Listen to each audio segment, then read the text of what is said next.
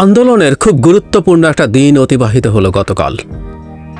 এর আগের দিন সারা দেশে তীব্র সংঘর্ষ ছড়িয়ে পড়েছিল।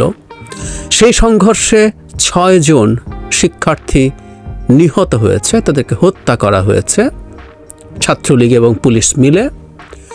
তারপর শুধু তাই তো না, তার মধ্যে শত শত হাজার হাজার শিক্ষার্থী আহত হয়েছিল। পরদিন কি হয়, এই ভয়ঙ্কর বিভৎস নিপীড়ন অত্যাচারের পর আন্দোলনকারীরা থেমে যাবে কি যাবে না, এইটা দেখার একটা ব্যাপার ছিল। এবং আমরা দেখলাম অসীম সাহস নিয়ে পরদিন আবারও শিক্ষার্থীরা তাদের আন্দোলনে নামলেন। এবং শুধু শিক্ষার্থীরা নেমেছেন তা না, বিভিন্ন জায়গায় তারা যখন তাদের আন্দোলন কর্মসূচি পালন করতে গেছেন, বহু জায়গায় ছাত্রলীগের গুন্ডারা আগের দিনের মতো তাদের উপরে হামলে পড়েছিল। এবং সেই হামলে পড়া সময় দেখা গেছে স্থানীয় মানুষজন তাদের পাশে এসে দাঁড়িয়েছে। গতকালও বিভিন্ন জায়গায় সংঘর্ষ হয়েছে। ঢাকা ইউনিভার্সিটিতে ভয়ঙ্কর রকম আক্রমণ হয়েছে ছাত্রছাত্রীদের ওপরে। এছাড়া আরও অন্যান্য জায়গায় পরে রাতের দিকে শনির আখড়ায় এলাকার জনতার সাথে পুলিশের সংঘর্ষ বেঁধে গিয়েছিল, কারণ ওখানেও তারা তাদের দাবি জানাতে গিয়েছিল। ওখানে আমি সর্বশেষ যেটা জেনেছি, সেখানে একজন নিহত হওয়ার খবর দেখা গেছে। টোল প্লাজা পুড়িয়ে দেওয়া হয়েছে, এরকম নানান ঘটনা হচ্ছে। মানে খুব সাধারণ একটা কোটা সংস্কারের বিষয়কে নিয়ে সরকার জাস্ট তার একগুঁয়েমি দেখাতে ওই জায়গায় নিয়ে এসে ঠেকিয়েছে এবং পরিকল্পিতভাবে একটা এনার্কি তৈরি করেছে। পরিকল্পিতভাবে তার বল প্রয়োগের সক্ষমতা দেখাতে চায়, দেখাবে, এই পণ করেছে সরকার ধারণা করি। গতকাল আরও সিগনিফিক্যান্ট বেশ কিছু ঘটনা ঘটেছে। সেটা হলো যে গায়েবী জানাজা ছিল, সেখানে বিএনপি গেছে। বিএনপি বিভিন্ন জায়গায় তাদের কর্মসূচি পালন করতে গেছে, সেখানে পুলিশের সাথে সংঘর্ষ হয়েছে, গ্রেফতার হয়েছে। আজ সারা দেশে সর্বাত্মক শাটডাউন, কমপ্লিট শাটডাউন বলছেন যারা আন্দোলন করছেন তারা, সেটায় বিএনপি সমর্থন দিয়েছে। আমি আরেকটা সমর্থনকে একটু আলাদা করে উল্লেখ করতে চাই। হেফাজতে ইসলামী এটাতে সমর্থন দিয়েছে, তারা মাঠে থাকবে বলে তাদের সিদ্ধান্ত জানিয়েছে। একটা কথা নিয়ে দীর্ঘদিন আমাদের সমাজে ডিবেট আছে, সেটা হলো এই সরকার বিরোধী যে মুভমেন্ট। আমি কোটা আন্দোলন আর এখন ঠিক কোটার জায়গায় আছে নাও হতে পারে, এবং আমি অন্তত আমার ইন্টারপ্রিটেশনে বহুবার বলার চেষ্টা করেছি, যারা কোটাকে বাহানা করে কোটার জন্য মাঠে নেমেছে সেই সাধারণ শিক্ষার্থীদের কথা বলছে, যাদের কোনো রকম কোনো পলিটিক্যাল অ্যাফিলিয়েশন নেই, কোনো দলের সাথে ন্যূনতম কোনো সমর্থনের জায়গা নেই। তারাও যে শুধু কোটার জন্য নেমেছে তা না। ওর আর্থিক সংকট, ওর বেকারত্ব, ওর পরিবারের সংকট, ওর পরিবার এই দেশের বাজার থেকে বাজার করে খায়, ও এই দেশে লুটপাট দুর্নীতি দেখে, ওর মধ্যেও তীব্র ক্ষোভ জমা হয়। ক্ষোভ তো আমরা কোনো না কোনোভাবে প্রকাশ করতে চাই, প্রকাশ হয়ে যায়। নিশ্চিতভাবে এখানেও কোটাকে দিয়ে সেই ক্ষোভগুলো বেরিয়ে আসছে। এবং এই মুভমেন্টে আছে বিভিন্ন জায়গায় যখন সাধারণ মানুষ যুক্ত হচ্ছেন তাদের সাথে, শনির আখড়াতে বা অন্যান্য বিভিন্ন জেলায় প্রচুর ভিডিও দেখছি, সারাদিন ইনফ্যাক্ট এগুলোই দেখছিলাম। তাদের মধ্যেও শুধু কোটা যে সংকট তা না, কোটা তাদের জন্য সংকট। তাদের সন্তানরা কোনো একদিন চাকরি খুঁজতে যাবে, যাদের সন্তান এখনো ছোট, আর যাদের সন্তান সেই উপযুক্ত হয়েছে তাদের তো ইমিডিয়েটলি এটা ক্রাইসিস। এছাড়াও তার জীবনযাপনের সংকট কিন্তু রয়েছে। সে মাঠে নামছে, সংযুক্ত হচ্ছে।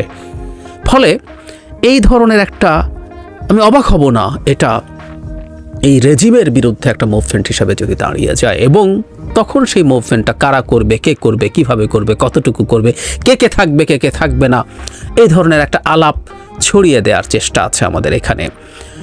আমি ব্যক্তিগতভাবে একটা জিনিস মনে করি, সেটা হচ্ছে কখনো কোনো এরকম দানবীয় সরকার যদি ক্ষমতায় থাকে, মানে খুব কমন এক্সাম্পল প্রচুর দেন, আমিও আবার একটু দেই পুরনো এক্সাম্পল। বাড়িতে যখন আগুন লাগে, আগুনটা নেভানো হলো প্রথম কাজ।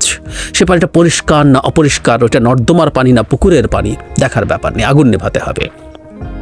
আজকে এই রেজিম যে জায়গায় এসছে এবং তারা যে পরিমাণ নিপীড়ক হয়ে উঠেছে, অত্যন্ত অহিংস, একেবারে নিরস্ত্র, সাধারণ শিক্ষার্থীদের উপরে যেভাবে ছাত্রলীগকে লেলিয়ে দিয়ে বহু হতাহত করা হয়েছে, মেরে ফেলা হয়েছে সাধারণ শিক্ষার্থীদের, তার বিরুদ্ধে রুখে দাঁড়ানোর জন্য এই দেশের প্রত্যেক প্রত্যেকটা নাগরিকের কর্তব্য, প্রত্যেকটা রাজনৈতিক দল, অন্যান্য সংগঠনও এটার পার্ট হওয়াটা আমাদের ওয়েলকাম করা উচিত। এই মুহূর্তে এই মানে অনেকে ফ্যাসিস্ট রেজিম বলেন, আমি বলি না, আমি বহুবার বলেছি ফ্যাসিস্ট বলা মানে হচ্ছে ওদেরকে সম্মান দেওয়া, ওরা একটা মাফিয়া রেজিম।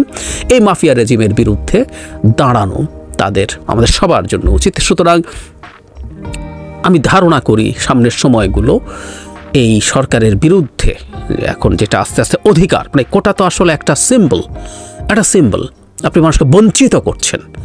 আমরা নাগরিকরা কিন্তু বঞ্চিত হচ্ছে, মানে আমাদের এই ফিলিংটা কেন আসে? কারণ আমরা নাগরিকরা বঞ্চিত বোধ করি। আমি নাগরিক বলার সাথে সাথেই প্রায় মনে হয় নাগরিক শব্দটা বলি আর কি, এই কথাটাও রিপিট হয়, তারপরও বলি আমরা তো নাগরিক না, আমাদেরকে প্রজাও না, কৃতদাস হিসাবে দেখা হয়। সো কৃতদাস হতে হতে হতে হতে থাকতে থাকতে এটা একটা ভয়ঙ্করতম বঞ্চনা। আপনি একটা স্টেটে আছেন, সেখানে আপনি কৃতদাস হিসাবে আছেন, আপনার স্টেক নাই। সংবিধানে যতই লেখা থাকুক আপনি সকল ক্ষমতার উৎস, মালিক, লাভ নেই, আমরা কেউ না। সো ওই জায়গায় এটা চলে গেছে। এইখানে আসলে সবাই যখন ঐক্যবদ্ধ হয়, সেটা একটা ডিফারেন্ট ডাইমেনশন তৈরি হয় এবং এটাকে আমাদের ওয়েলকামই করা উচিত। আজ যেটা কর্মসূচি আছে সেটা হচ্ছে সর্বাত্মক শাটডাউন। তাদের একটা ফ্লায়ার তারা ইউজ করেছেন, সেখানে আমি একটু পড়ে শোনাই এবং আমি মনে করি আমাদের সামনে একটা বিরল সুযোগ তৈরি হয়েছে এটার সাথে শরিক হওয়ার। হ্যাঁ, আমরা প্রত্যেকে শরিক হতে পারি। কিভাবে পারে আমি সেই প্রসঙ্গে আসব। শিক্ষার্থীরা যা বলছেন, বৈষম্য বিরোধী ছাত্র আন্দোলন, শিক্ষার্থীদের শান্তিপূর্ণ আন্দোলনের উপরে পুলিশ, বিজিবি, র্যাব, সোয়াটের ন্যাক্কারজনক হামলা, খুনের প্রতিবাদ, খুনিদের বিচার, সন্ত্রাসমুক্ত ক্যাম্পাস নিশ্চিত ও এক দফা দাবিতে আগামীকাল 18ই জুলাই সারা দেশে কমপ্লিট শাটডাউন ঘোষণা করছি। শুধুমাত্র হাসপাতাল ও জরুরি সেবা ব্যতীত কোনো প্রতিষ্ঠানের দরজা খুলবে না, অ্যাম্বুলেন্স ব্যতীত সড়কে কোনো গাড়ি চলবে না। সারা দেশের প্রতিটি স্কুল, কলেজ, বিশ্ববিদ্যালয়, প্রাইভেট বিশ্ববিদ্যালয়, মাদ্রাসা শিক্ষার্থীদের আহ্বান জানাচ্ছি আগামীকালের কর্মসূচি সফল করুন। আমাদের অভিভাবকদের বলছি, আমরা আপনাদেরই সন্তান, আমাদের পাশে দাঁড়ান, রক্ষা করুন। এই লড়াইটা শুধু ছাত্রদের না, দলমত নির্বিশেষে এদেশের আপামর জনসাধারণের। কি চমৎকার লিখেছে ওরা। কমপ্লিট শাটডাউন হচ্ছে অ্যাম্বুলেন্স এবং জরুরি যে কোনো ভেহিকল ছাড়া সবকিছু, এবং কোনো প্রতিষ্ঠানও না খুলতে বলা হচ্ছে। আমরা একটা কাজ করতে পারি প্রত্যেকে, আমরা যারা খুব সাধারণ মানুষ, খুব ছাপোষা মানুষ, আমাদের নানান রকম টেনশন আছে, নানান রকম ভীতি আছে, আমরা সরকারের বিরুদ্ধে রাস্তায় নামবো, ঝুঁকি বোধ করি, সরকারের অবিচারের বিরুদ্ধে, অন্যায়ের বিরুদ্ধে, ইভেন আমার জীবন শেষ হয়ে গেল আমি ঝুঁকি বোধ করি, কারণ আমাকে করে খেতে হয়।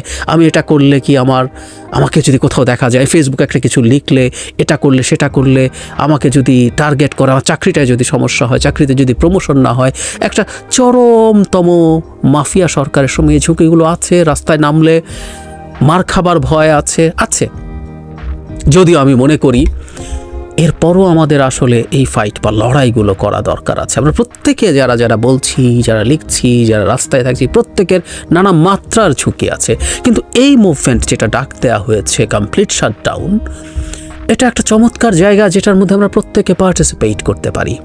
আজ আমরা আমাদের প্রতিষ্ঠানগুলোতে, আমাদের যদি চাকরি থাকে, আমি একদিন না গেলাম, বিশেষ করে প্রতিষ্ঠান মালিকরা যদি চান তারা তাদের প্রতিষ্ঠানটা বন্ধ রাখতে পারেন, তাতে ওখানে যারা চাকরি করেন তাদের অফিসে আসতে হলো না।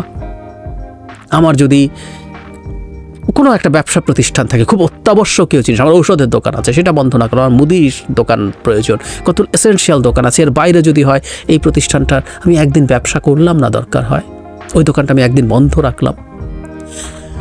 এই রকম জরুরি বিষয় বাদ দিয়ে আমরা আমাদের এইরকম কিছু, আমার একটা পরিকল্পনা আছে কোনো একটা জায়গায় যাওয়ার, কোনো একটা কিছু কেনার, আমি আজকে সেটা করলাম না, আমি আমাকে নিজকে রেস্ট্রিক্ট করে ঘরে থাকার চিন্তা করলাম, চেষ্টা করলাম। এইভাবে না, আমাকে খুব ভিজিবল কোনো কিছু না করতে হলেও আমি এই লড়াইটার খুব ছোট মনে হতে পারে একটা অংশ হতে পারি, এবং এটা গৌরবের জায়গা। এই গৌরবটা আমরা অর্জন করার সুযোগ আমাদের সামনে এসে হাজির হয়েছে। আজ হোক কাল হোক, এই আন্দোলনটা শেষ পর্যন্ত কোথায় যাবে আমরা জানি না, কিন্তু এই স্বৈরাচারের পতন হতেই হবে। আর সব সরিয়ে রাখি, সরকারের পতনের আন্দোলন কি আন্দোলন সেটা না, যে বীভৎস অন্যায় হয়েছে আমাদের শিক্ষার্থীদের ওপরে, অত্যন্ত কম বয়স্ক, আর্লি 20s, মিড 20s লোকজন, খুব বেশি বয়স তো দেন না, তাদের বিরুদ্ধে যে ন্যাক্কারজনক হামলা চালানো হয়েছে, ঘোষণা দিয়ে ছাত্রলীগকে লেলিয়ে দিয়ে দলের পক্ষ থেকে দলের সাধারণ সম্পাদক প্রকাশ্যে ঘোষণা দিয়েছিলেন, এটার জন্য তো আমরা প্রতিবাদ করতে পারি। এই বিভৎস একটা রেজিমের বিরুদ্ধে আমাদের প্রতিবাদটা আমরা রেজিস্টার করতে পারি। অনেকেই আমরা এখন কথা বলছি, আমি দেখছি যারা কখনো তেমন একটা কথা বলেন না, বিশেষ করে আমাদের